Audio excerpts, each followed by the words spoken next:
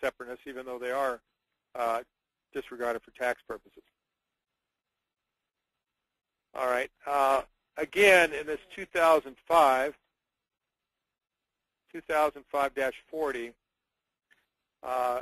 the other thing, it says not one, if you just have one insured, so let's say the only insured State Farm had was General Electric. And so General Electric bought all of its insurance from State Farm. That's its only insured. And it has risk all over the world, millions and millions of points of exposure. The IRS is saying that's not insurance. I think that would be a great case to take to court. Never will happen, but that would be a great case to take to court. So I think, and again, there are some court cases saying you could have risk distribution with one, or suggesting that you could have risk distribution with one entity in the right fact pattern.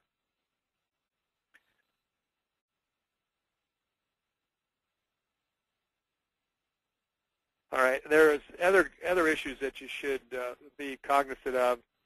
Say, for example, limited partnerships. The IRS seems to take the position that the general partner is liable for all the risk of the limited partnership, which is correct, and therefore is not a separate insured for risk distribution purposes.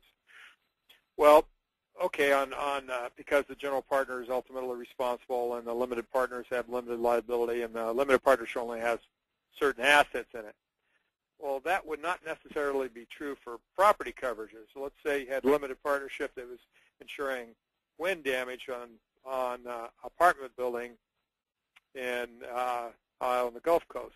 That is the risk there is for the money put up by the limited partners. That should be treated separately. Liability may be different, and the liability of the general partner also is different too, because the general partner also has liability to the limited partners, which is not true for the limited partnership. So I think the IRS is a little off base on that particular one, but that's out there. Revenue Ruling 2008-8, the IRS ruled that each of those separate protected cells has to be treated as a separate taxpayer, have its own tax ID number, file its own tax return. If it's an offshore entity, it would have to file its own 953D election to be treated as a U.S. taxpayer. And the same issue, the IRS is also treating SBUs the same way.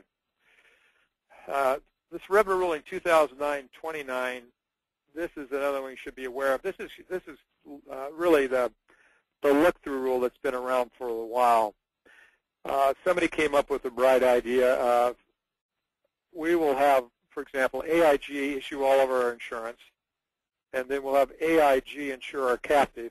So the sole insurer of our captive is AIG, and therefore, we have all third-party insurance. So what this revenue ruling talks about, and what some earlier cases have talked about, is you really have a look-through rule. You go through to the primary insured, or the original insured on the primary policy, and that is the insured you treat as the insured for risk distribution purposes. With this same concept, that's why there's some pooling arrangements that are available that captives can participate in that creates third-party insurance, which the IRS has some private letter rulings that they've issued sanctioning those based upon the fact pattern as creating third-party insurance.